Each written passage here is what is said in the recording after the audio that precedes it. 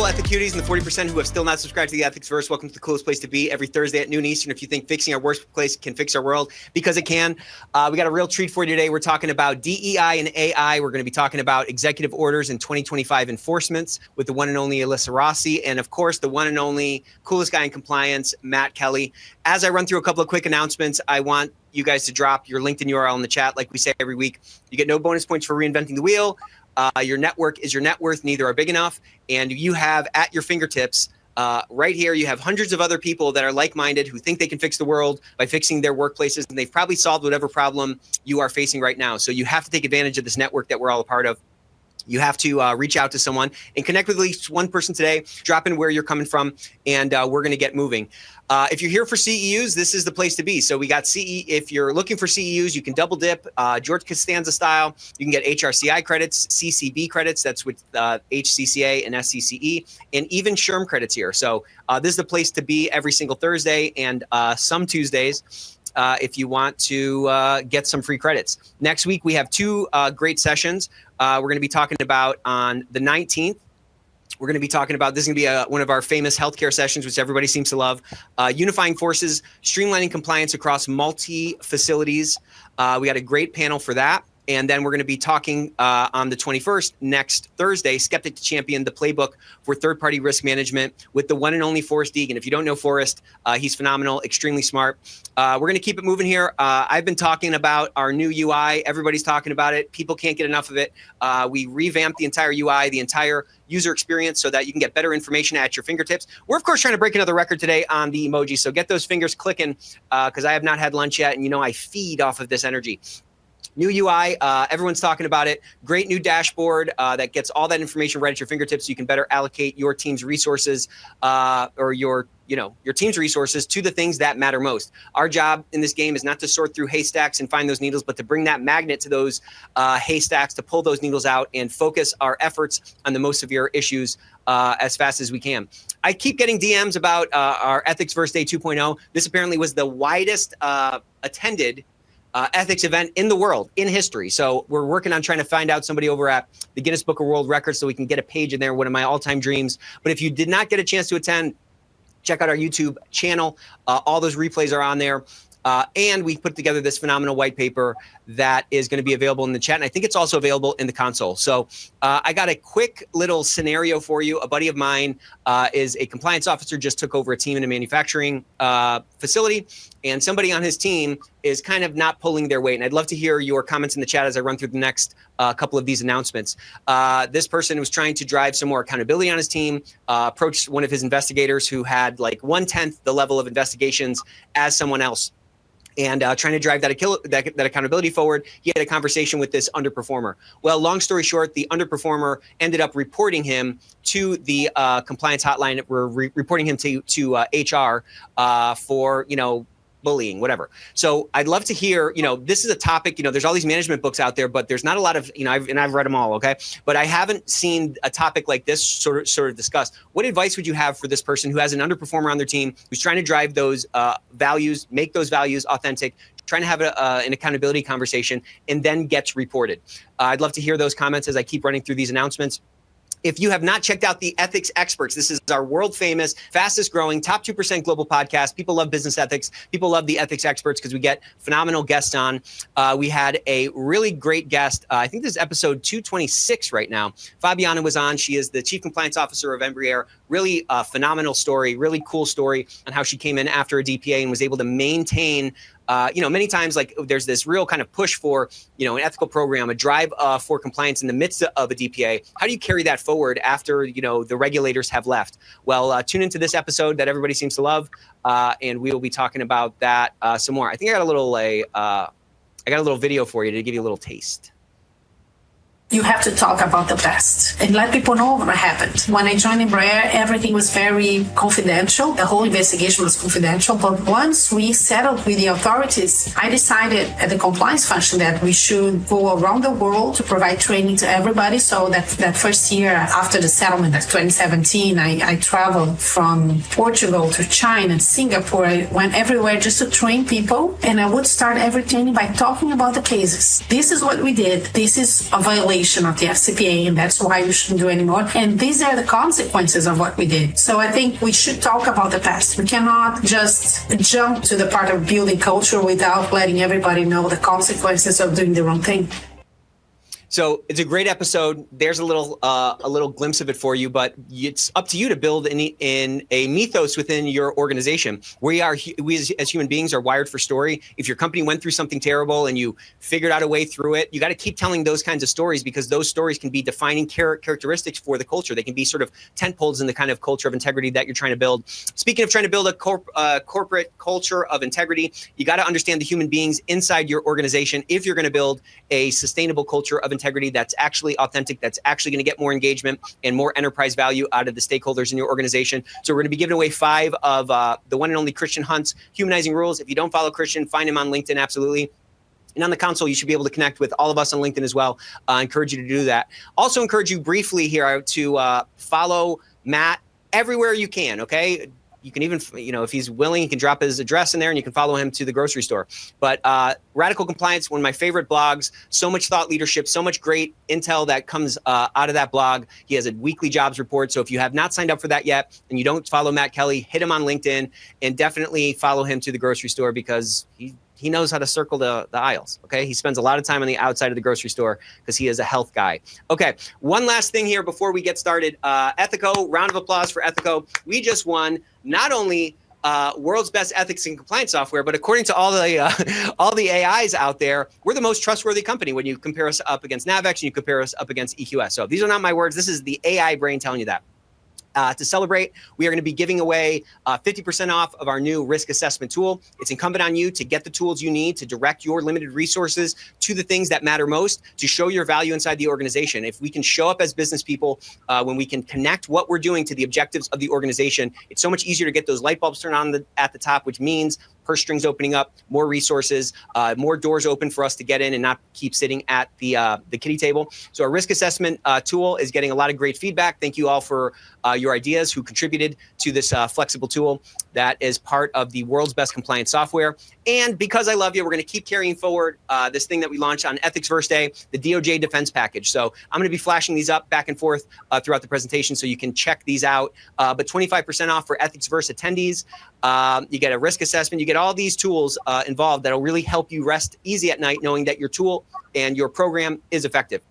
With that, I want to pass it over to the one and only Matt Kelly. Let's get a massive emoji explosion for Alyssa, massive emoji explosion for Matt Kelly.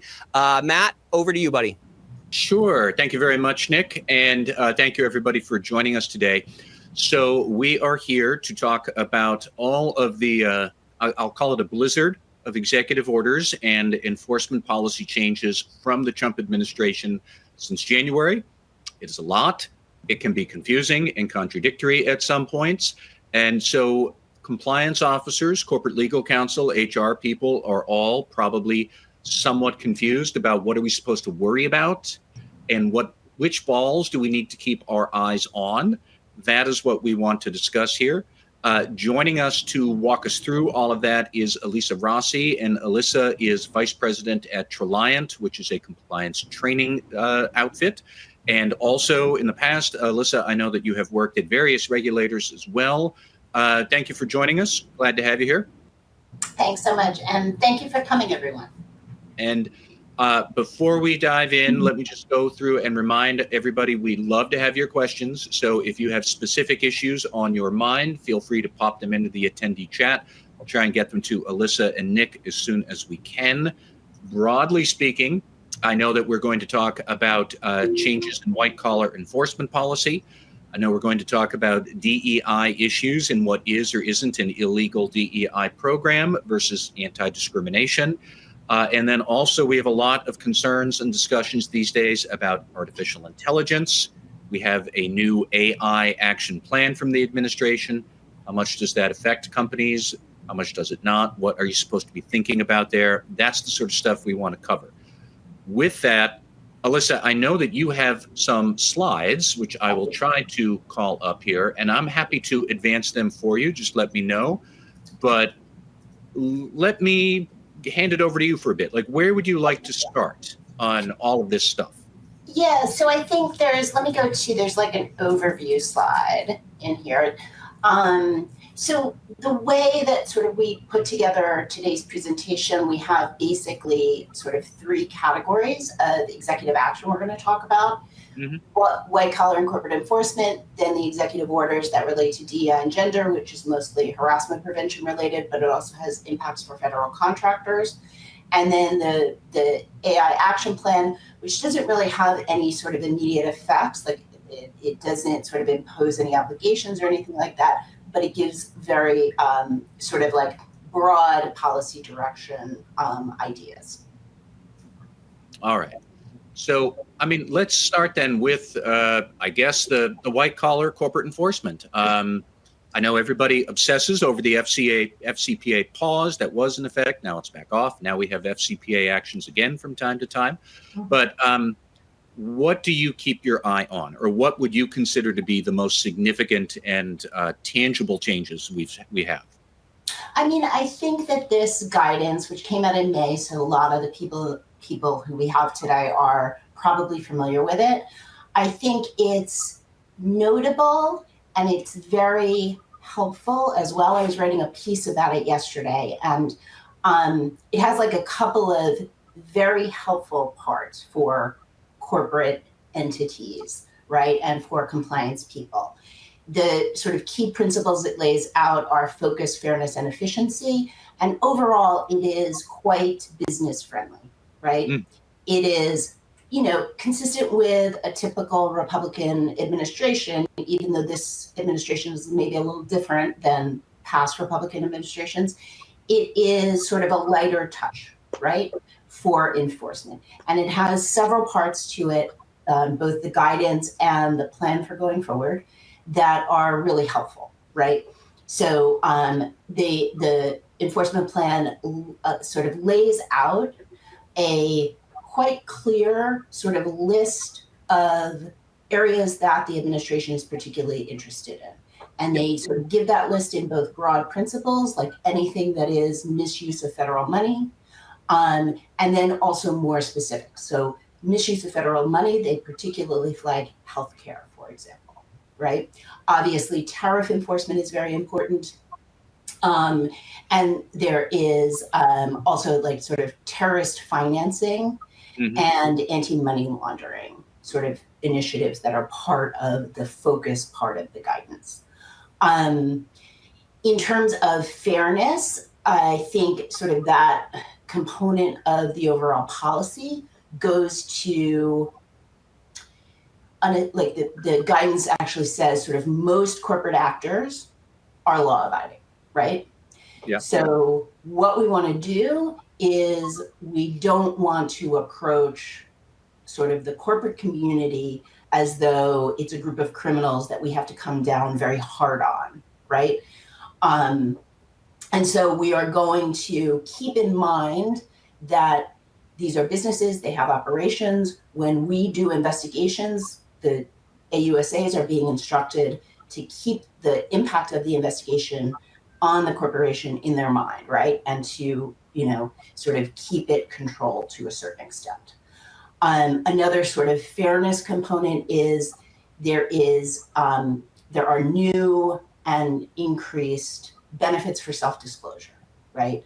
So if you have a great compliance program and you're getting lots of reports of potential unlawful conduct and you find some unlawful conduct and you go to the DOJ and you self-report, you are going to get greater benefits in any follow-on enforcement action. And then for the efficiency part, just very quickly, there is a real push to have prosecutors make a charging decision quickly. So not have an investigation sort of start in one area and then morph into another. And 5 years later, you're still in the investigation phase. And the DOJ is still saying, we're not sure yet. We might charge you, we might not charge you. So I think that's sort of the overall sort of take. Do we have any sense of how that would work in practice? Like, for example, when the department says to its attorneys, its prosecutors, keep the burdens of this investigation on the company, keep that in mind. Like, what does that really mean in practice? Would companies be able to say something like, I'd be happy to give you these documents, but it's really going to be a pain. It's in our Timbuktu bureau, and we can't translate. Like, would they be able to have more pushback, or are the prosecutors going to ask less, or do we not know, or how does this work? I mean, it's not sort of something that's enforceable. It is a basis for corporations, the counsel representing the corporation to go back and say, listen, we think this is getting a little out of hand, and this is the guidance you set out. We're happy to work with you. But we do think there needs to be a little bit more control in terms of maybe the scope of the investigation. I think one way that would actually become sort of like in operation, the one way that limitation may manifest is DOJ, right? They often go from whistleblowers, right? That's the information they have, right? So they know who the whistleblowers are. They know what they know about the potential violations, and the corporation usually doesn't. So in determining what, if we're talking about a huge multinational, DOJ says, what countries do we think they have a problem in? Well, Brazil, Suriname, Chad, France, and Mongolia, right? So we don't know really what is going on there, but we're going to sort of just vacuum up a bunch of information and sort of go through it and see what's going on. Maybe they make a tighter determination and they say, okay, we know that this happened in this country or in this division of the company or with respect to, this particular function, and we're going to make a more targeted information request. At the same time, sometimes, right, this is often what they'll do. They'll sort of go to the corporate actor and say, listen, you have problems in the following places and with respect to the following topics, and go do your investigation and come tell us what you find. Similarly, maybe the scope of that investigation is more narrow. I mean, it completely makes sense. Having done the defense of these actions, like I worked on several FCPA cases when I was a litigator, and DOJ doesn't look to find every violation. They look to find, when they ask you to do an investigation and then have you present your findings, one of the tests is, did you find everything that we thought you should find, that we know about that we thought you should find? But they are not looking for every single sort of instance of foreign bribery, right? They're looking to get a sense, right? It's a rough cut. They're looking to get a sense to make a decision. Is this criminal? How do we charge it? Do we have to charge the corporation? Do we have to sort of demand that heads roll, and whose heads roll, right? They need enough information to do that. So it is a reasonable basis, even for the DOJ's purposes, to say, you can do a smaller scope. We'll let you know, right, if you uncover some other unknown elephant of a problem. Maybe we'll look into that more. But otherwise, we just need to get sort of a rough cut. Yeah, I mean, it's kind of like a reasonableness standard, at least even in terms of the expected remediation. It's like if you're sweeping out your garage, it doesn't have to be equivalent to like a hermetically sealed room. That's like wildly unreasonable. These businesses are big. We all know the wrongdoing that happens in businesses. And I feel like this guidance, once again, I mean, you kind of said it at the beginning, but this guidance, once again, is trying to be a step toward like pro-business, a step toward more clarity, more transparency, and more transparency even around like this reasonableness standard.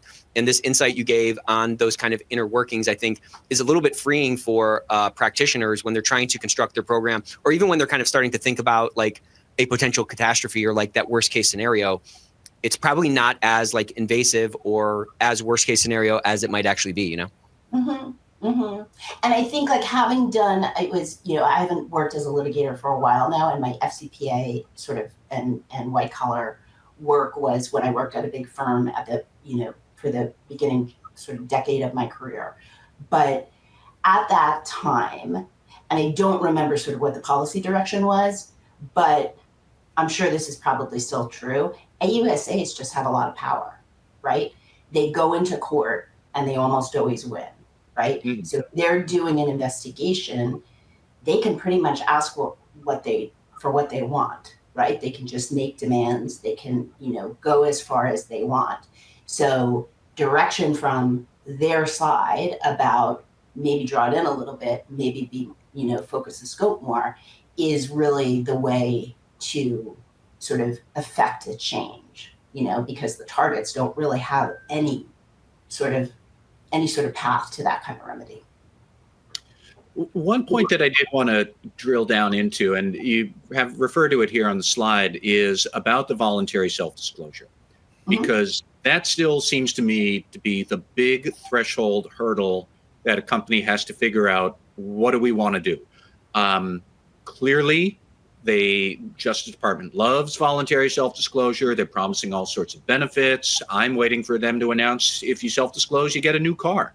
But it can be easy to not self-disclose. I'll play the cynic that, half the fraud section has been laid off. Vast numbers of Justice Department attorneys are now focused on immigration or sanctuary city lawsuits or something like that. It's not like they have a lot of ability to find this out on their own, I think, but then there's the whistleblower award. So there's a lot of variables, and I'm still stuck on, what would your take be? What would your advice be on how to think through the changing calculus here? I mean, I think obviously it depends on the type of violation. So if I were working in-house right now and that it's such a situation arose, look first at the substantive violation and see if it intersects with any of these enforcement priorities. And even though they are like very specific and then you do see targeting in them and they are, pretty much consistent with the administration's overall approach, right? And what the president said when he was campaigning, they are all those things, right? So they do give you a lot of guidance. But the thing about a lot of these federal statutes is they just touch so much, right? So, defrauding the federal government, right? That's really broad, and a lot of things could intersect with that. Similarly, the terrorist financing, like if you are doing business in any countries that, has sort of risks for those issues, I think from a distance, it's hard to say, okay, we found out some, got a internal report of some concerning issues here. I think it's hard to say without at least looking a little bit, we're okay on this. And that's really a place where they really are looking very closely. So yes, there's some guidance. I would look first at the sort of substantive violation and see if it's within the scope of what they're really focusing on. And then, I think this is sort of pretty regular for corporations when they're doing internal investigations, sort of start small, right? Talk to the people you can identify and see what they tell you and see if you can get sort of a solid sense of, we're pretty much at the end of this. Like we've got the big outline here.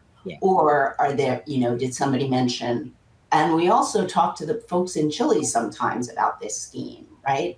And do you need to widen it? So you can sort of take it in little chunks.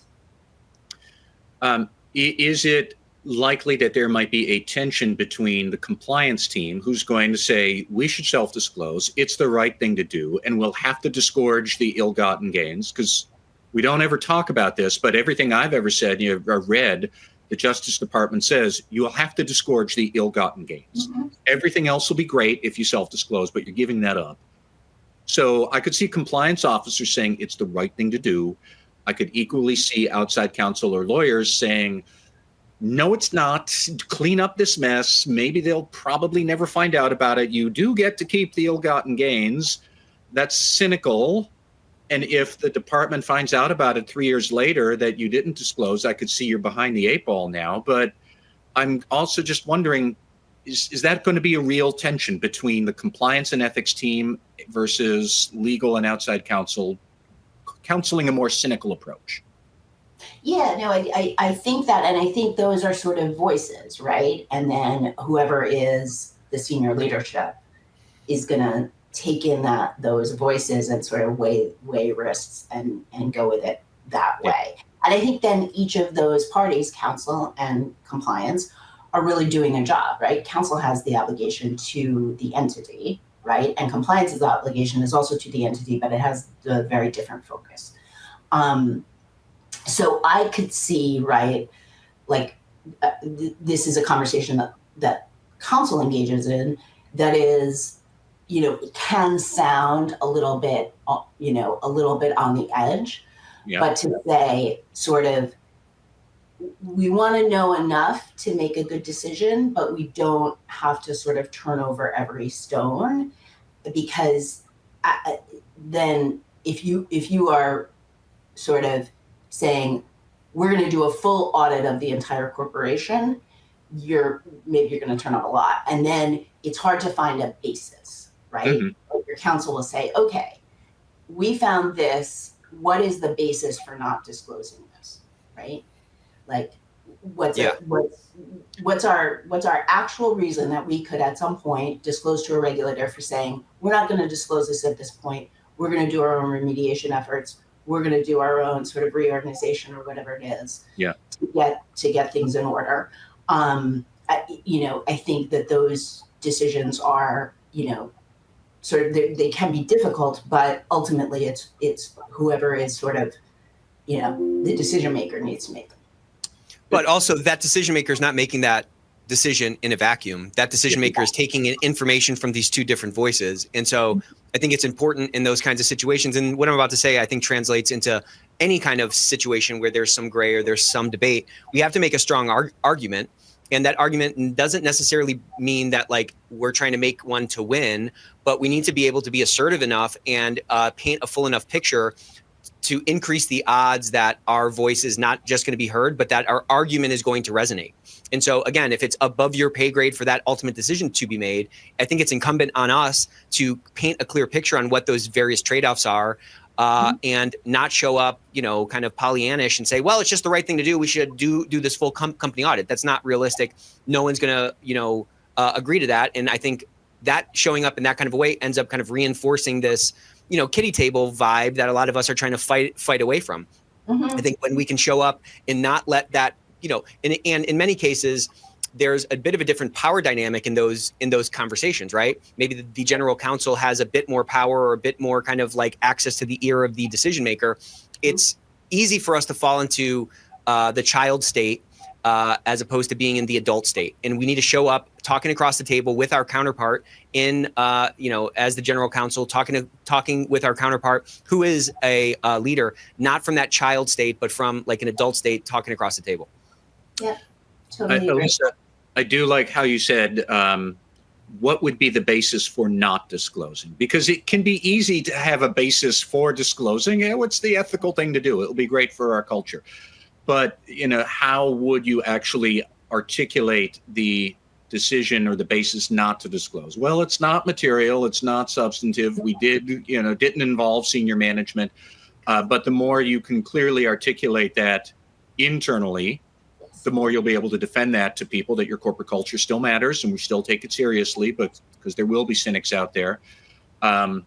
Some listener who wrote in, I hope this is not a conflict between compliance and legal. They should be aligned at the hip. It would be interesting to see if there's a difference with the audit committee and external auditor also. Great point. Great point. Yeah. What if the auditor finds out about this and they think it should be disclosed? But then maybe if we could pivot a little bit more to the next issue, Alyssa, I did want to talk or hear you talk more about the whistleblower program, the awards program that the criminal division at Justice Department is still doing. Seems like every regulator in the country now wants more whistleblowers to approach them. And it becomes this unknowable variable that you also have to fit into your calculus. You might have a great basis, you think, but if the whistleblower goes behind your back and dimes you out to the regulator, you might have a problem. So can you walk us through these enhanced whistleblower efforts and what their implications are? Yeah, I think I agree in terms of like it's almost sort of a controversial sort of program, the whistleblower awards program. I sort of in the scope of this guidance, I see the guidance on whistleblowers to be sort of in line with the rest of the guidance. to sort of, number one, continue the program. Number two, it makes some changes around the process, but I don't think it makes any sort of substantive changes that reduce the risk or the sense of trepidation that the organization has with respect to whistleblowers. So I'm not sure I would point to the other parts of the guidance for the areas that are more like there's more comfort in the other areas. But I mean, it also brings up a broader point. I wanted to hear you and Nick both talk a bit about what has not changed here. For all of this stuff that we are talking about in enforcement, for compliance officers listening who are wondering, how does this change my program? I don't know that it changes it all that much. Like Exactly. You needed a hotline, whistleblower hotline before. You need it now. You needed to worry about third parties a lot before. That's still the same. Yeah, I don't know that we're going to see it, we're going to whittle it down to 4 elements of an effective compliance program. So for ethics and compliance people, I can't believe I'm about to say this, but I'm not sure that a lot of what we hear changes what you need to be able to do all that much. Am I wrong? So I actually agree with you, but I just love to argue. So I will argue that it changes something. Okay. I would argue that, like, from a straight econ perspective, or from a straight human perspective, if the bar is dropping on like what would be awarded for a whistleblower, then on balance, more people are going to fall into that unless something changes prior to them sort of picking up that line to be a corporate whistleblower. And so if it changes anything, it makes the human element of the compliance program even more important. It makes that follow-up when somebody speaks up more important. It makes that transparency around your program, making sure that people understand what protections are in place in that program, making sure that your heart to be a listen up program is real and you have evidence for that.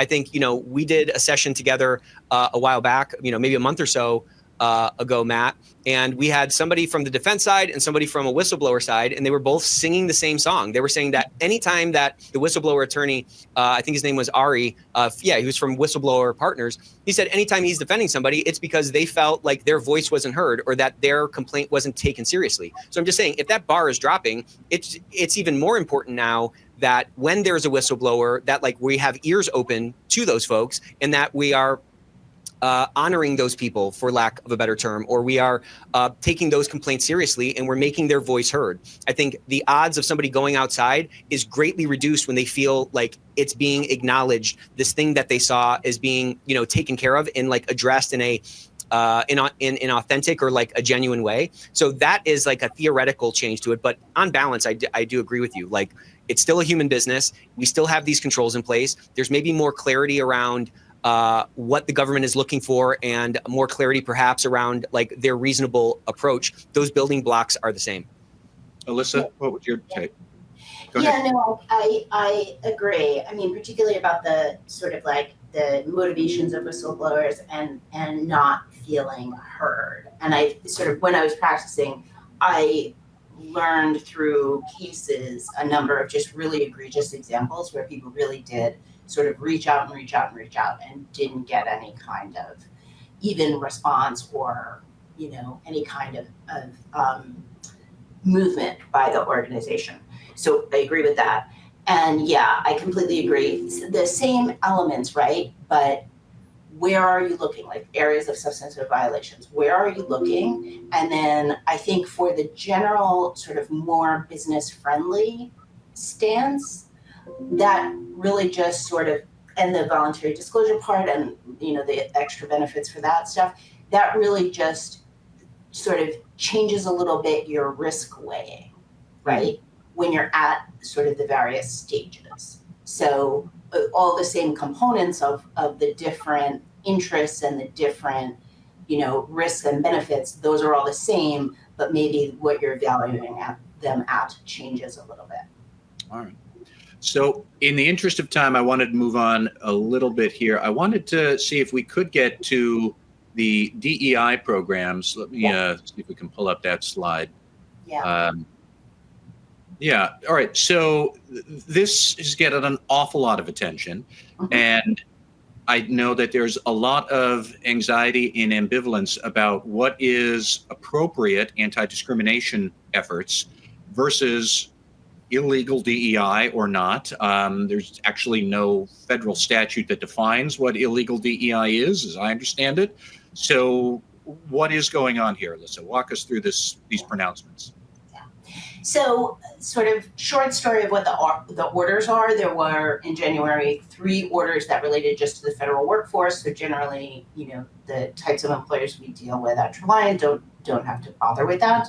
There was the one order that it doesn't have any enforceable obligations as to private sector organizations, except for possibly federal contractors, but it sets out sort of principles, the way the administration looks at these things, and it directs enforcement agencies within the administration to sort of root out and to encourage, like I think it actually has language in it, to encourage corporations not to engage in illegal DEI. So in terms of what illegal DEI is, that is the term that's used in the executive order. And I think it created a lot of concern at the beginning. Like it was an amazing sort of response and concern from our clients for those like maybe 6 weeks after the order. Now I think a lot of people have found their feet on it. So the term used in the order is illegal DEI, which I think, left people with the impression that DEI is in fact illegal. So it is not illegal. And yes, there's no definition of what DEI is. So the way to sort of work through it, the way to think of it is it's basically same anti-discrimination laws, but if discriminatory practices arise in the context of something that would sort of traditionally be considered a DEI program, inclusion training, internship or a mentorship program within your organization that is directed at a particular group of people. If discriminatory practices arise in connection with any of those activities, then that would be something the administration would call DEI-related discrimination. And it only just is, it's just regular discrimination, giving preferences on the basis of protected characteristics. And the reason why it's DEI related is it arises in that context, right? So that's sort of the short story on it. I think we've gotten some guidance. So there were the orders, and then I think on the next slide, so there were orders in January, and then there was EEOC and DOJ released sort of joint guidance in March, which was helpful to an extent. It had, the tone of it was quite sort of, I don't want to say aggressive, but the tone of it was, we are going to really enforce this very strongly, right? And the guidance was interesting because it was directed at the public, right? To say, this is what you should flag at your workplace if you see any of these things happening. It was helpful. It's not too long. You can get through it pretty quickly. And for a lot of compliance people and certainly HR people, it's sort of very familiar anti-discrimination principles. The DOJ, this is not in this deck, but the DOJ just, I think, the 29th of July, issued additional guidance. That guidance is very, very helpful. It gives more examples, and it also gives at the end a list of best practices, which are completely standard best practices. Like there are things that people know. Have objective criteria. Don't make decisions on the basis of protected characteristics. Make sure your programs are inclusive, right? So you can have an employee resource group that's dedicated to employees of a particular national origin, but inclusion in that group, being able to participate in that group, has to be, it can't be only people from that national origin. So the guidance, like the DOJ guidance, when I read it, I thought this is actually sort of something that's trying to be helpful and set out a path. It has many, many examples that are sort of a supplement to the EEOC guidance and give a much stronger sense. Ultimately, I think people who read it, who work in this area, will sort of go through all of that and say, okay, so it's discrimination that arises just with respect to these things. I do think that the first the first sort of real wave of concern was, what does this mean? Does this mean we can't do inclusion training anymore? Does it mean that we can't have ERGs? And I think that we're sort of past that part. And I think in terms of actual material impact, I think the change here is, the president has such a big microphone. He talks about DEI a lot. He has said repeatedly, we got rid of DEI. And there are many, many employees, like from what we see in questions that we receive from people who take our training, there are many, many employees that are very, very concerned about DEI, right? Mm-hmm. They think it is unfair, or they think they particularly are being targeted by it.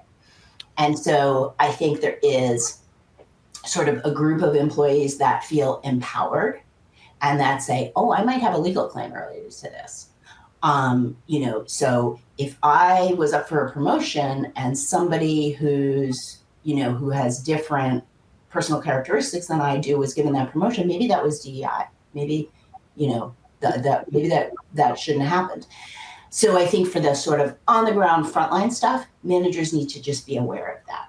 So that was the question I wanted to ask a bit more is, how would internal HR teams and investigation teams handle these complaints that, if you have a white employee who says, well, they gave this to a minority candidate, I should have gotten that promotion. Clearly it must be illegal DEI. Either you hear me out or I'm going to go report you to the feds.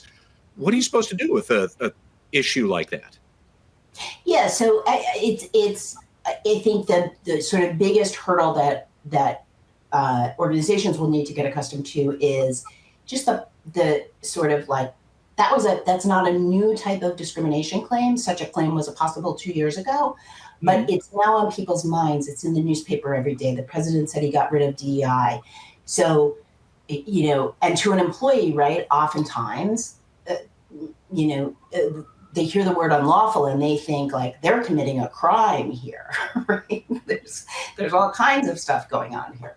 So I think it's sort of just getting accustomed to that shift and making sure that managers know how to approach it. And otherwise, it's the same process, right? Mm-hmm.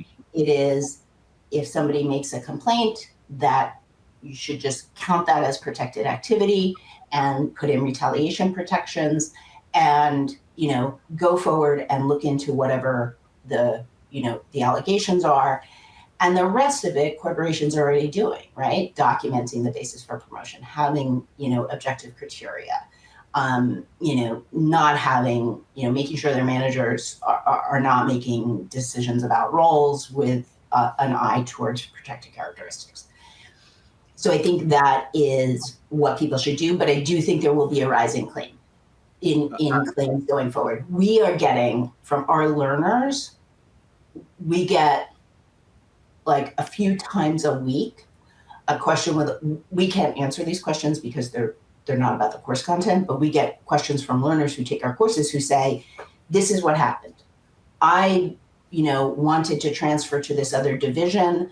There was an employee who is a woman or is in this protected category. They got the transfer. I didn't get the transfer. Can you tell me if that's DEI discrimination? Right. So they're clearly thinking about this. So remember, there's these two error types, right? There's a type 1 and a type 2 error. A type 1 error is a false positive. A type 2 error is a false negative. This guidance is going to your point, Alyssa, it's going to increase the type 1 error rate from an individual perhaps identifying in error that there is a DEI issue happening, that they've maybe been discriminated against. So I think to your point, it's incumbent on us as practitioners to make sure that we have proper guidance out to managers that, candor is kind, candor is clear. We have to be very clear about why decisions are made. We have to document those kinds of conversations so that should that claim come up, we can address that claim with some actual evidence. Because when somebody's making a type 1 error, they don't know it's a type 1 error. the implication on there, let's just boil it down in shorthand to like their engagement, is going to be the same, whether it's real or it's not real, or if it's justified or not justified. And so we have to be more clear from a management level about why a decision was made. We have to have better, like I said, evidence to be able to address those things and kind of head off at the pass any of these type 1 errors that can translate into a perception that the company is being unfair or the company is not following this new guidance or whatever. Yes, absolutely. Because that is like really corrosive, right? In any Exactly. context, that's really, really corrosive. And, I can totally understand corporations, right, at this point being sort of hesitant, right? It's this huge controversial issue that is, it has reputational, right? If somebody goes on social media, there's reputational risks that go along with that. So I can understand sort of the hesitancy, but absolutely, like, be prepared to address it, right? We've gotten a couple of questions from some of our larger clients, like, what should we say, right? We want to put out a statement and sort of establish our position. And we're not practicing lawyers, so we don't give legal advice, but what I have been saying is, if I were your lawyer, I would say, hold off for a minute, unless you really have a very solid and sort of decided position for the organization, right? It just because like issuing sort of a general statement, it just has so much possibility for sort of mischief with employees and the public in general. So be prepared, and then when issues arise, your managers will know how to handle them, your HR people and your compliance people will know how to handle them. Right. But again, it's on us to help our organization see around the curve. And if this guidance is going to have a knock-on effect, the pebble in the pond is going to have ripples on the other shore. We have to get out ahead of it. Otherwise, we're going to be kind of playing catch up and living in that reactive mode. The strongest HR, the strongest compliance programs are the ones that are moving toward that proactivity. And there's a lot of things happening in our world, a lot of these exogenous factors that are occurring, that we can, run a simulation in our mind and, imagine what the implication is going to be or what that's going to entail across the workforce. And when we can be more proactive and, again, help see around the curve, we can show up as we're adding a lot more value and not that bumper sticker on the car that so many of us feel like we are, Right. So then the last issue I wanted to try and cover in the last 10 minutes or so is that AI action plan that the department issued. I don't remember exactly when.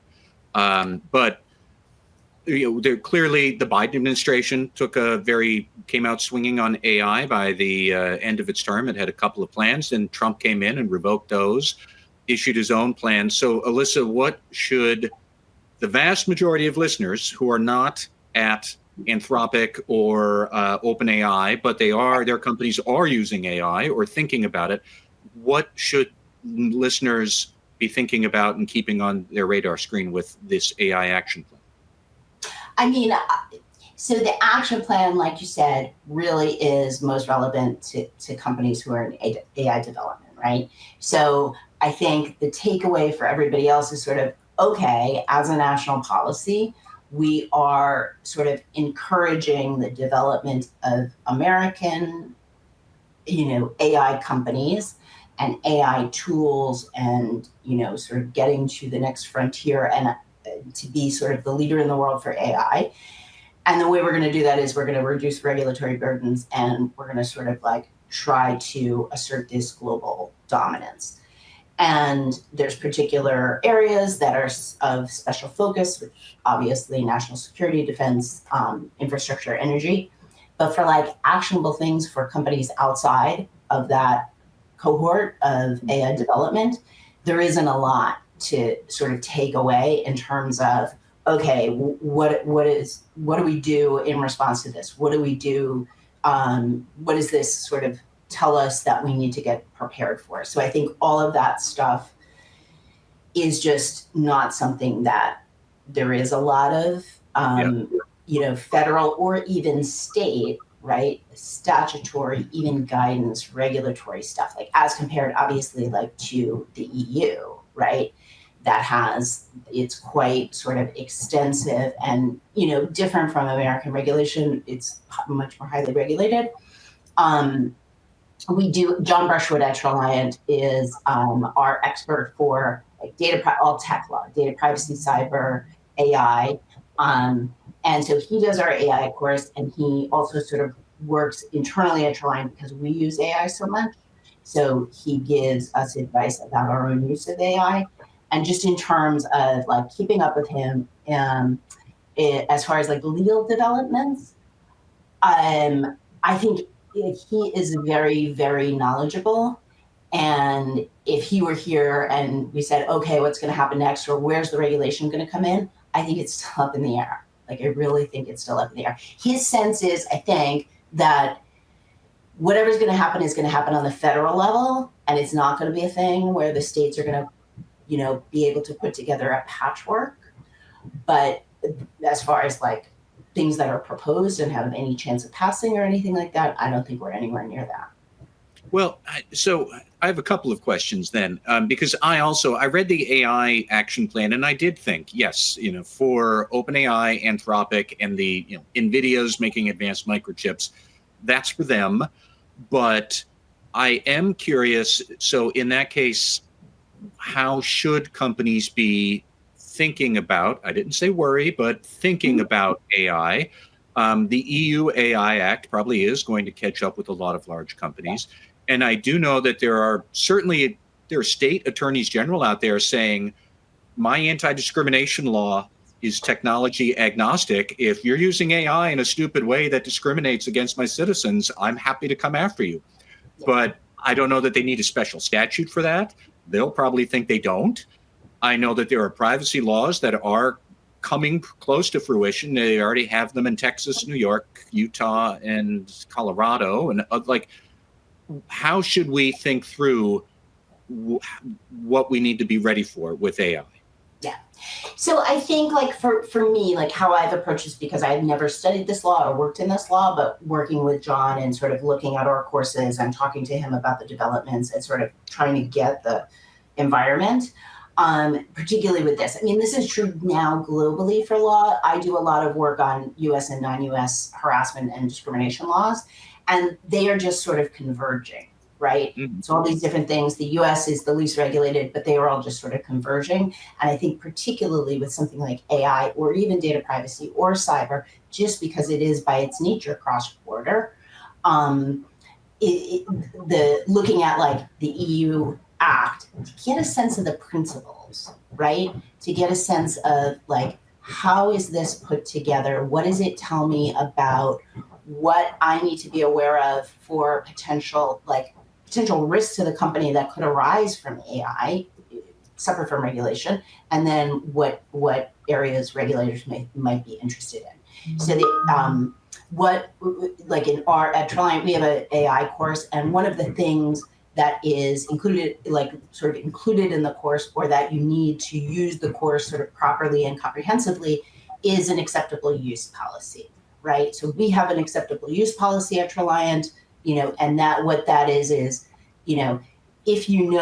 there's a bunch of employees in your organization that are using AI, and you don't know what AI they're using or what data they're putting into it, then you need this acceptable use policy, right? So that you get disclosures properly, you protect your proprietary and confidential information or that of your customers, and that you're not using tools that are by their nature risky, right? Either for the employees, like if they somehow are using their own data, or for the company and your clients. So there is a lot of information about acceptable use policies, and that is definitely a good place to start.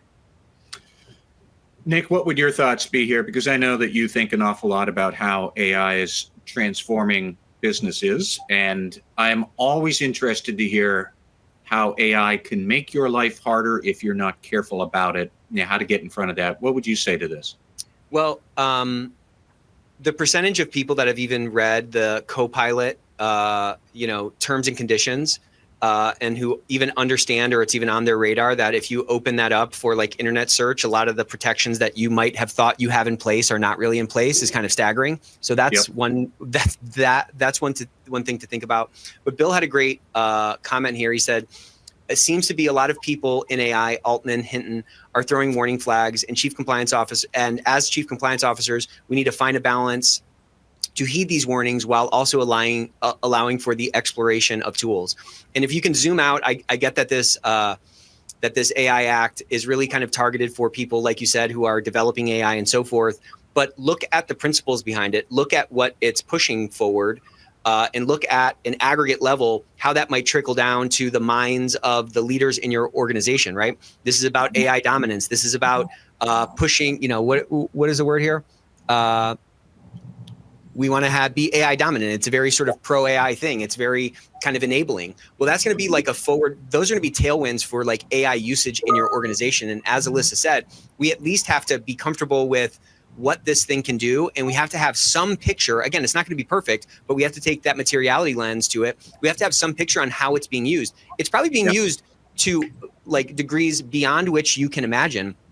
And the rate of its like adoption in our organizations, i.e. the percentage of work being done that's going to be done by AI, it's going to go sort of parabolic, and it's already kind of starting to go parabolic on that sort of that steep curve. So we have to we just can't get left behind on this. We can't be stiff arming it and saying we're just going to lock it down and no one's going to use it. We have to understand that like this dust is going to make its way into our organization. I just kind of picture it like, those old videos of the Dust Bowl. That dust is going to make its way into the house. Okay. So we have to understand how much of that is coming in, how it could be used in theory, to start to anticipate how it's actually going to be used within our organization. So again, as much as things change, that's how much they stay the same, because it still gets down to knowing your business, having relationships with your counterparts in different departments, having your eye on risks that are happening in a proactive way, not waiting for your biannual, risk assessment, but having some kind of a way to start to ascertain and get a picture of how this AI is being used and understanding kind of where this might be going. These warnings that are coming from, these AI, the gods of AI, we need to tune into those things. And we need to see that like 10 years from, the AI change in the next 2 years is probably not going to be as big as we think. But in 10 years, it's probably going to be orders of magnitude more than we could even imagine. And so our job is really to kind of pull the future forward in some ways, be more proactive, show up as better business people and understand what the objectives of leadership are. Leadership, if your leaders are reading the Wall Street Journal, they're reading articles every single day about their counterparts, other CEOs who have added 20 points to their margin. They've added 20 points to their bottom line by leveraging AI. It's probably overstated, but it doesn't matter. Like that's in their head. So they are going to be pushing that forward. The board is going to be, talking about how can we drive more efficiency in the organization. And they're going to open up that engine and they're going to see all the, a business is just a composition of a bunch of processes, a bunch of people like producing things. And each one of those little processes or each one of those production units can probably leverage AI in some ways. I think taking that materiality lens from a top-down perspective and starting to get some picture of like, which of these tasks that this group does or that this department does, is like, the majority of their work, and understanding how that work might change by leveraging AI. It's going to give us a much better odds of like seeing around the curve, like I've been saying, like on every freaking webinar for the last year, helping our organizations see around the curve and being more proactive. And again, this is our opportunity. I'm standing on a soapbox now. If you can't see, my legs have moved. This is our opportunity. In the chaos that comes from all this change, from all this volatility, there's always opportunity. And if we're stuck in a program where we don't have the endorsement, or we're not looked at as business people, or we feel like we're sitting at the kiddie table, now is our chance to show up in a different way. Now is our chance to show up as business people and connect the things that we know are important for our business to those objectives of the organization and drive that influence throughout the company.